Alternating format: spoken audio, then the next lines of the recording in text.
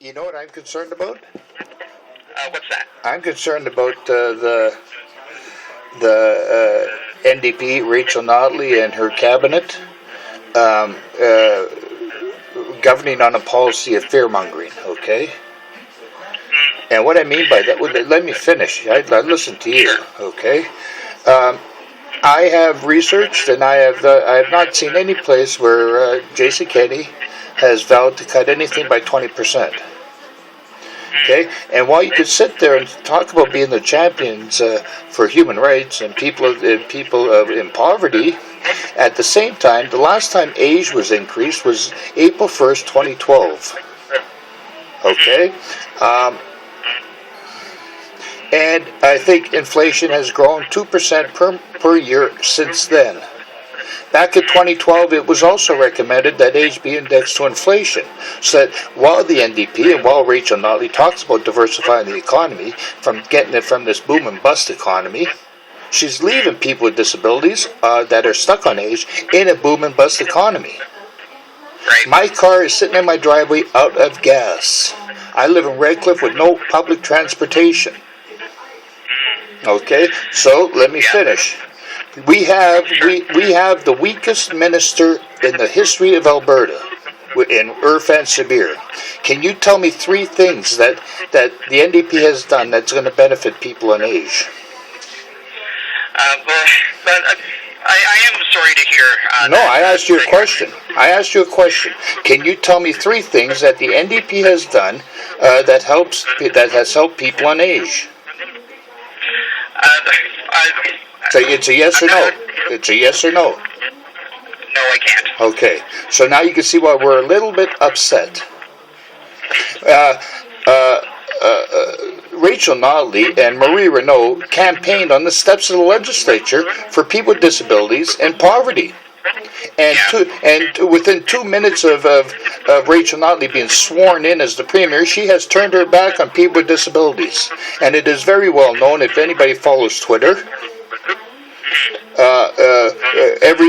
we've been screaming for an increase ever since they got elected, and we kept hearing about the economy has to improve, the economy has to improve, the economy has to improve. However, they have spent money in every segment of society except for people with disabilities on age, and so then about 11 months ago, a year ago, they started bragging about the economy improving, and guess what? We were left out again in the last budget, were we not? This bill 5 with the trust fund, where they're going to claw back 25%, by the government's own numbers, it's going to help about 0.03% of the population. It's going to help about 1,000 families in Alberta. Yet to the uninformed, that is not in the system, that is not dependent on age, thinks that they don't know better.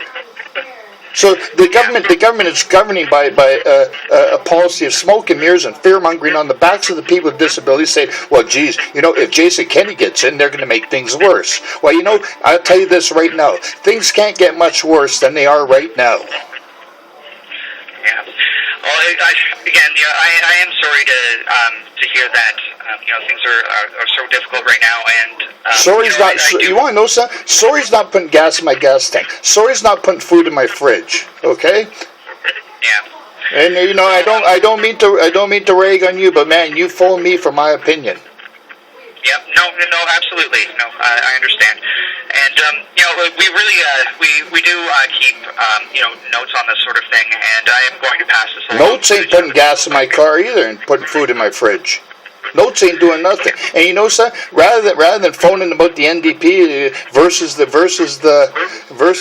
UCP, I'll tell you what the disability community, and we're talking about a very large community, and probably a community that I know for a fact did support Rachel Notley in the last election. Well, son, that disability community, they're migrating to the Alberta Party, and I'll tell you why. For the first time in the history of Alberta, we're forecasting a minority government, whether it be the UCP or the NDP, but we're forecasting a minority government. And if the minority government happens, and the Alberta Party is the third party holding the balance of power, that's a pretty powerful position to be in. And so rather than govern with this fear-mongering policy of oh my God, be afraid of Jason Kenney. Maybe they should say, rather than worrying about Jason Kenney, maybe they should just worry about doing their job. How's that? Yeah. No, I appreciate your concerns, and I am going to pass them along. I know they this won't help you immediately, but it's. Oh, I could go on with a number of things. Okay, March of 2015, when Rachel Notley stood up in the legislature and made an issue out of the 31 child welfare deaths, and she screamed about how this is the largest in the history of Alberta. 31. Well, you want to know how many children died last year? Child welfare deaths? 33. So I'd like to hear what Rachel Notley's comment is on that one. This disability advocate. Now we find out that the disability advocate's going to report to Irfan Sabir. Well, you know something? My MLA is not Irfan Sabir. My MLA should have the same access to all them reports that's being paid for by the taxpayer. And this government wants to talk about transparency and human rights. And we raised minimum wage for the poverty, but we kicked the people with disabilities to the curb. So again, I'm going to pass this stuff along,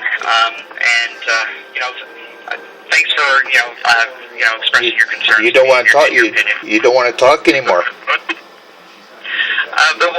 It's not. I wouldn't exactly put it that way, but yeah, but I think I have a. Oh no, and I'll tell you what. I'm not just speaking for myself. Yeah, no, I know. You follow Twitter. Just go on Twitter any given day. Yeah. And all right. Well, go ahead. Okay. Well, thanks again. And I'm going to pass this stuff along. And thanks for taking the time to speak with me. So, what were you going to finish saying anyway? We are conducting, getting ready for the next election, and so that involves, getting our finances in order and that sort of thing. But the party finances?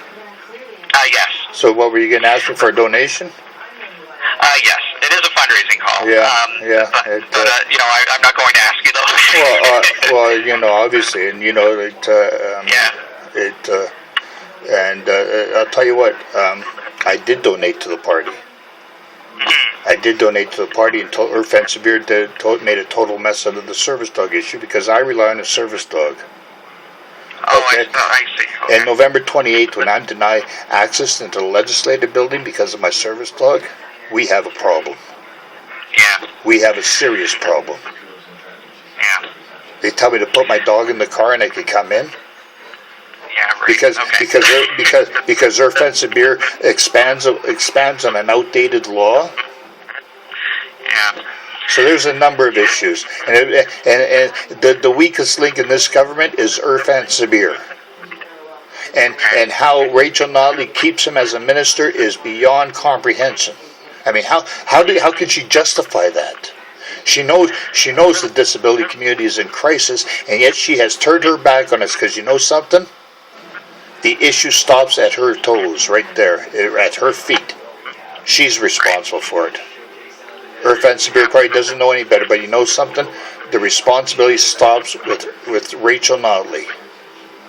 Yep. No, absolutely. I mean, it is her government.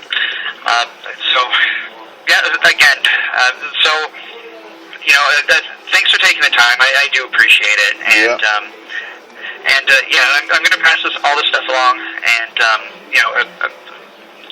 because you've given such thorough criticism as well, I'm sure that the call will be very enlightening for people. So, thank you very much.